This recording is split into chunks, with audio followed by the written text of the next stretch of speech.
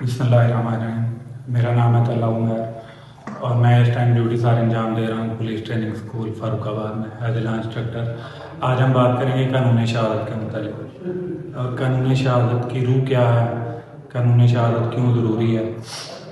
ایک معاشرے میں جب کوئی بندہ کوئی لا ٹریس پاس کرتا ہے یا اس کی خلاف ورزی کرتا ہے تو اس کو پروسیکیوٹ کرنے کے لیے یا اس کو سزا دلوانے کے لیے ضروری ہے کہ اس کے خلاف کچھ شہادتیں ریکارڈ کی جائیں۔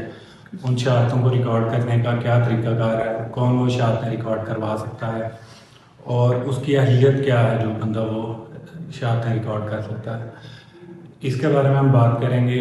اس کے لیے ضروری ہے کہ ہم آرٹیکل 3 قانون شہادت اور آرٹیکل 17 قانون شہادت کا جائزہ لیں۔ آرٹیکل 3 قانون شہادت جو ہے وہ یہ کہتا ہے کہ کون شہادت دے سکتا ہے۔ شہادت دینے کے لیے جو شرطیں مقرر کی گئی ہیں اس میں یہ ہے کہ ایک بندہ جس نے شہادت ریکارڈ کرانی ہے وہ صرف سین ہو، وہ سمجھدار ہو، وہ کوئی بات سمجھ سکے اور اس کا جواب دے سکے۔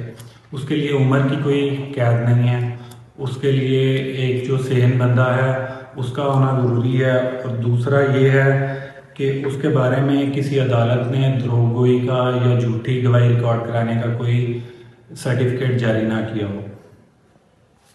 اس کے علاوہ یہ ہے کہ جب بندہ کوئی اپنی شہادت ریکارڈ کروائے تو وہ کسی بیماری میں مبتلا نہ ہو، مطلب وہ کسی جنون میں مبتلا نہ ہو۔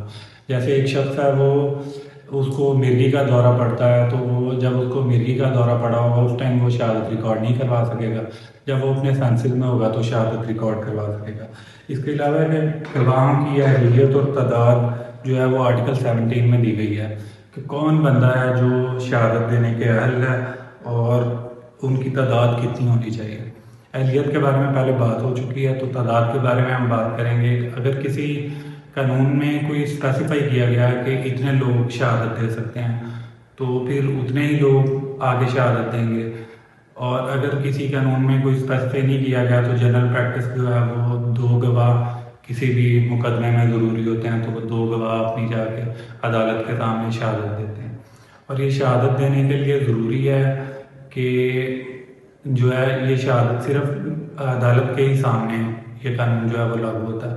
باقی یہ جو عام پنچایت یا اس طرح کی کوئی جو ہمارا ایک کلچر ہے اس میں جا کے لوگ شہادتیں دیتے ہیں وہ اس میں کاؤنٹ نہیں کرتی ہیں، یہ قانون ان کے اوپر لاگو نہیں ہوتا۔ اس طرح کچھ خاص قانون ہیں، جس طرح حدود لاز ہیں، جس طرح ایک زنا کا مقدمہ ہو تو اس کے اندر ضروری ہے کہ 4 عینی شاہد آپ کے پاس ہونے چاہیے، وہ جا کے گواہی ریکارڈ کریں گے۔ اسی طرح دستاویزات کا لین دین جو ہے اس کے اندر 2 مردوں کی گواہی ہونا ضروری ہے یا پھر 1 مرد اور 2 عورتوں کی گواہی ہونا ضروری ہے۔